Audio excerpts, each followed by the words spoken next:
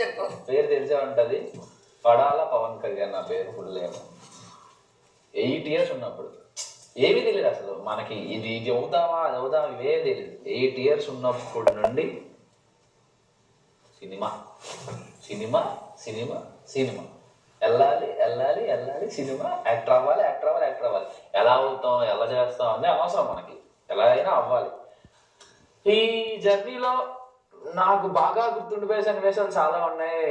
ఏదైతే first captaincy and last captaincy, తర్వాత ticket to finale, ఇవన్నీ మంచి ఎంత అయితే ఉందో బాధలు కూడా అన్నీ ఉంటాయి. చాలా చాలా బాధలు జరిగాయి. అండ్ నేను అనుకున్న నా క్లోజెస్ట్ పీపుల్ నాకు ఎలా అయినా వీళ్ళు నాతో పాటే ఉంటారు అని అనుకున్న వాళ్ళు నాకు ముందే వెళ్ళిపోవడం జరిగింది.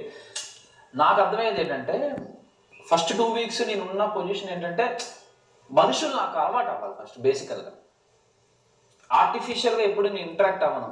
వీడితో కూడా ఆ ఏపీలో కూడా వీడితో నాకు అంత ఇంటరాక్షన్ ఏమి ఉండదు. ఆఫ్టర్ దట్ ఎందుకు ఇంటరాక్షన్ సడన్గా వచ్చేసింది వీడితో. నాకు ప్లాన్ చేసుకొని చేయనేది, ఈ మనిషితో మాట్లాడి మనిషితో ర్యాపో పెంచుకోవాలి, ఈ మనిషితో ఉండి ఈ మనిషితో పరిచయం పెంచుకోవాలి అని చాలా మంది చెప్పారు. వీళ్ళతో ఉండొచ్చు, వీళ్ళతో ఉంటే బాగుంటుంది, వాళ్ళతో ఉంటే బాగుంటుంది అని చెప్పినా సరే ఆటోమేటిక్గా అవుతుందిలే అని చెప్పేసి వీళ్ళతో నాకు ఆటోమేటిక్గా ఉంది. ప్రియాతో నాకు ఫస్ట్ నుండి ఉంది, శ్రీజాతో కూడా నాకు బాగుంది. కానీ అది బాగా క్లోజ్ అయిపోయింది. ఇక్కడికి వచ్చిన తర్వాత ఎందుకు క్లోజ్ అయిపోయింది అది కూడా.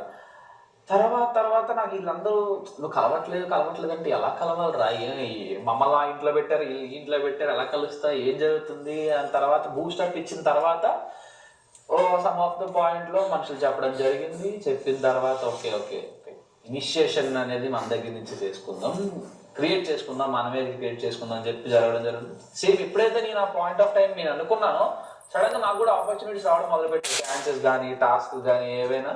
సో అలా బాగా ఫస్ట్ ఇవన్నీ అర్థం చేసుకొని గేమ్లో దిగిన తర్వాత నాకు అన్న దొరికాడు ఈ హౌస్లో.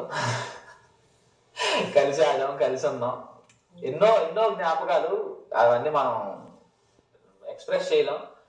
ఈ నాకు ముందు నుంచే ఉన్నాడు కాబట్టి వీడి గురించి మనం స్పెషల్గా చెప్పాల్సిన అవసరం లేదు. అంటే నేను బేసికల్గా నేను అమ్మే మా దాంట్లో నెంబర్ ఆఫ్ కజిన్స్ ఉన్నారు. కజిన్స్లో I'm the active person in my family. But ఏంటంటే ఇదిరా నువ్వు ఇలారా నువ్వు అనే వేలు పెట్టి నడిపించే అన్న అయితే నాకు లేడు. ఉన్నా సరే ఇలా దగ్గరుండి ఎప్పుడు హాస్టల్ కదా, హాస్టల్ లైఫ్ ఈ లైఫ్ కాబట్టి నాకు ఎవరు దగ్గర ఉండి చేసేవాళ్ళు అంతా సెల్ఫ్ మేడ్ చేసుకునేవాడిని అంతా. ఇదిరా ఇలారా చిన్న ఏ మిస్టేక్ అయినా ఇలారా అని చెప్పి ఒక అన్న దొరికాడు. ఈ లైఫ్ అంతా నువ్వు ఇలానే ఉంటావు, నేను నీతోనే ఉంటాను, నువ్వు ఎటువంటి టెన్షన్ పడుకు, నువ్వు ఆ భయం పడుకు, బయటకి వెళ్ళక మర్చిపోయి అదే కూడా పట్టుకున్నాడు అంటే పట్టుకునే ఉంటాడు ఎప్పుడైనా సరే. ఓకేనా? ఏ పర్సన్ అయినా సరే ఇప్పుడు వరకు వెళ్ళిన హౌస్ మేట్స్ లో నాకు ఎవరితో ఎటువంటి భేదాలు లేవు, ఏవి లేవు, అంత ప్రశాంతంగా వెళ్ళిపోతుంది. చాలా బాగుంది. ఈ నేను చాలా మిస్ చేస్తాను. లాస్ట్ వీక్ వచ్చింది అంటే ఇంకా ఐఎమ్ ఫీలింగ్ వెరీ. తర్వాత నాకు బయటకు వెళ్ళిన తర్వాత ఏంటి మీ అందరికి ఒక ఐడియా ఉంటుంది. ఓకే, మెయిన్ థింగ్ ఏంటంటే మీరు సక్సీడ్ అయిన వాటిల్లో ఇది ఇంకో సక్సీడ్ స్టెప్ మీకు. నాకు ఇది ఓన్లీ ఇనిషియేషన్. వీడికి కూడా ముందు ఎక్కడో దగ్గర ఏదో అట్లీస్ట్ ఒక దగ్గర అయినా టీవీలో కానీ స్క్రీన్లో కానీ కనిపించి ఉంటాడు. నాకు ఓన్లీ ఫస్ట్ ఎక్స్పీరియన్స్ ఇది, ఫస్ట్ స్టెప్ ఇదే నాకు బెస్ట్ ఎక్స్పీరియన్స్.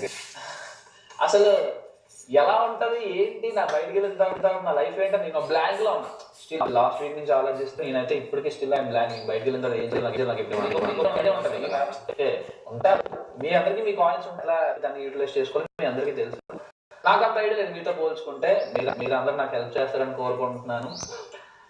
ఇంకా వెళ్ళిపోయింది అది నాకు ఎలా ఫ్రెండ్ అయిందో తెలియదు. స్టార్టింగ్ లో ఫ్రెండ్ అయిన తర్వాత కమ్యూనికేషన్ ఎంత వచ్చినా సరే అది అలా నాతో నవ్వుతూనే ఉండేది. అంతా బాగానే ఉంది. ఎక్కడ నాకు ఒక పాయింట్ ఆఫ్ టైంలో మీ అందరికి ఒక సిచ్యువేషన్ అనిపించుండొచ్చు, అవసరం మనకి ఇదంతా వెళ్ళిపోవాల్సిందేమో అని చెప్పి. బట్ నేను ఎప్పుడు అలా ఫీల్ అవ్వలే. దొరికిందిరా ఇది ఒకటే అవకాశం, గోల్డెన్ ఛాన్స్. దీన్ని అసలు ఎప్పుడు మిస్ చేసుకోకూడదు. మనం ఎంత కష్టం వచ్చినా ఎలాంటి కష్టం వచ్చినా ఎదురు ఫేస్ చేద్దాం అనిపించిందే తప్ప ఎక్కడ గివప్ ఇవ్వకూడదు, ఏది అసలు మార్చుకోకూడదు. అట్లీస్ట్ ఒపీనియన్ కూడా మార్చుకోకూడదు. నువ్వు వెళ్ళిపోవాలి అసలు ఎందుకు నీకు అని చెప్పి అని కూడా అనుకోకూడదు. అని కల్లో కూడా అనుకోలేదు నేను అసలు. ఏదైనా సరే నెక్స్ట్ జీవితం ఉండేవాడిని, నెక్స్ట్ ఏంటి అని చెప్పి అన్ని ఎమోషన్స్. ఇప్పుడు అంటే ట్రాన్స్పరెంట్ గా ఎలా ఉండిపోతానంటే నేను బయట కూడా అంతే ట్రాన్స్పరెంట్ గా ఉండిపోతాను. సో కాకపోతే బయటికి ఇక్కడికి డిఫరెన్స్ ఏంటంటే, ఇప్పుడు ఫర్ సపోజ్ నీకు నాకు గొడవ ఏంటంటే అనవసరం నాకు ఎవరు, అయిపోయింది ఇంకా నీతో నాకు అనవసరం. ఇంకా లైఫ్ లో నువ్వు ఎన్నిసార్లు ఫోన్లు చేయి, బ్లాక్లు చేయి, నువ్వు జరగదు ఫరకపడదు. కానీ ఇక్కడ ఏంటంటే కలిసిపోతున్నావు. నేనైనా నాకు కొత్తగా అనిపిస్తుంది, ఎందుకంటే బేసిక్గా నేను అది కాదు. హౌస్ లో కూడా అంతే. ఇప్పుడు నేను ఫస్ట్ లో కూడా ఇప్పుడు చాలా మందితో నాకు అయిన తర్వాత కూడా నేను వెంటనే కలిసేవాడు కాదు, నాకు వద్దు అని.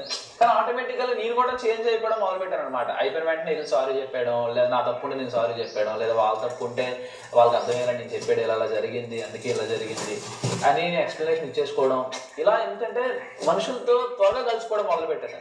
ఇది నా ఫస్ట్ చేంజ్ అంటే నా బిగ్ బాస్ హౌస్లోకి వచ్చిన తర్వాత ద ఓన్లీ చేంజ్ అదే, మనుషులతో త్వరగా కలిసిపోవడం. ఏదైనా ఏదున్నా సరే బిగ్ బాస్లో నేను సంపాదించుకుంది అమ్మని, తనుజాని, ప్రియాని, శ్రీజాని. And I was very thankful to Bigg Boss నాకు ఇంత మంచి అవకాశం ఇచ్చినందుకు. నేను అస్సలు ఎక్స్పెక్ట్ చేయలేదు ఇలా వస్తానండి బిగ్ బాస్ హౌస్లోకి. Thank you so much. నేను ఇంకా కొన్ని చెప్పాలని అనుకున్నా. ఈడు manual is like gift for me. And ఆడు ఎప్పుడు నాతో ఉంటాడు. ప్రతి వీక్ మాకు ఏదైనా నడిస్తే కూడా వీకెండ్లో కూర్చుంటే నేను తన పక్కన ఓకే ఫైన్ మర్చిపోదాం రా, ఈ గేమ్ కంటే గొప్ప మన రిలేషన్షిప్ అనేసి చాలా కూర్చొని మేము మాట్లాడుకున్నాను. అది